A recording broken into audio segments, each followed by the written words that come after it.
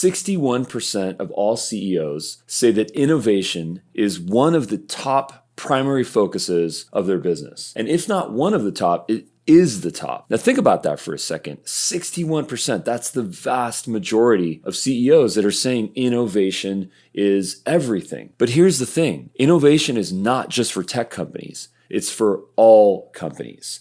We must innovate. Mic check 1 2, mic check 1 2.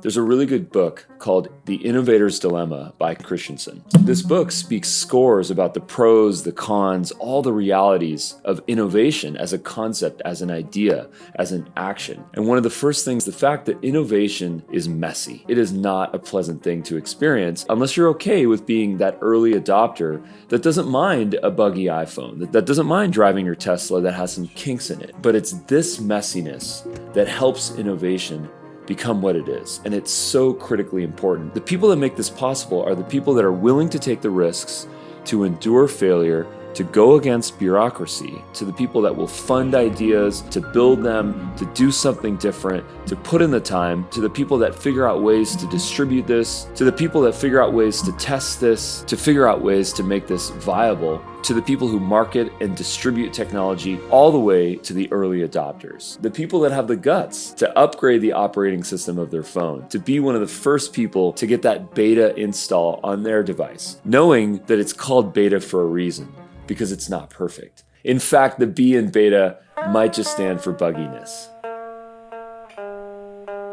If you've read any book on customer service, or if you've read some of the quotes, the thing that people like Steve Jobs and Wozniak, and hopefully you know, is that innovation, it is about technology, it is about making improvements, but ultimately it's about the user experience. How the person on the other end, the client, the customer, the prospect, how they feel. Does it make them feel good? Does it make them feel happier? Do they envision themselves in a new positive state where they've alleviated and removed friction and set up a pathway for progress? Customer experience is such a massively important thing about innovation, and we cannot forget about it.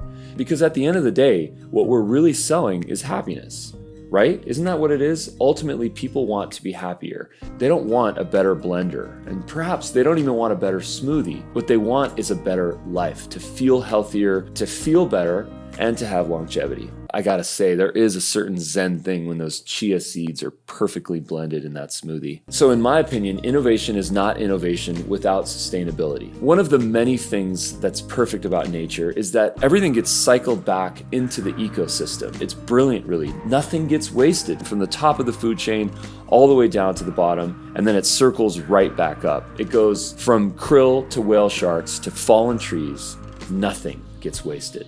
Now, the future of innovation has to embody the same thing, the ideals of sustainability, that ultimately nothing gets wasted, either reused, recycled, or repurposed. I know what you're thinking, it's the banana peel and the soda can and the flex capacitor in Back to the Future. Isn't that the dream? We can put trash in our vehicles and that will operate them. It's hilarious, but it's amazing. And I love the prospect that that art will one day mimic reality, because I believe in that future of sustainable innovation. So the point here is that innovation is not meaningful unless it puts the next generation in a better place. If we continue to extract resources from the planet in the effort to innovate, but then future generations suffer from a dirty planet, what was the point? Well, ultimately, that innovation was destruction, and it was the path to demise. That is not positive innovation. But the important thing to note here is that this mindset has to exist in the entire supply chain, from the top to the bottom. Every single person is responsible for being a sustainable innovator. Otherwise, what will this place look like for our great, great, great grandchildren? And I have to give a quick shout out to the founder of Patagonia, Yvon, who recently announced he gave ownership of Patagonia to a charitable trust. It's a non-profit umbrella company that is dedicated to the environment and bringing more sustainability to our planet. We appreciate you, and so does the planet. So think about this for a second. The father of nanotechnology, Eric Drexler, wrote a book called Radical Abundance. So think about this for a second. Nanotechnology is the manipulation of subatomic and even supramolecular entities. It's basically the smallest things on the planet, and he wrote the book on radical abundance. Think about that for a second. Radical abundance means a hope of a future where there's ample resources for everyone on the planet. And the way he was able to articulate this was studying the smallest possible particles. The point here is that the dreams are in the details. Finding those subtle nuances in your process, in your technology, in your user experience, and then applying scale to those with empathy, with sustainability, and with the customer experience in mind, we can actually get to a place of radical abundance. And when you scale that across all providers, we might actually get to a place of radical abundance. That is a beautiful future, and the future that I believe in. So the next time you're looking to affect change in your organization, think about how can you innovate?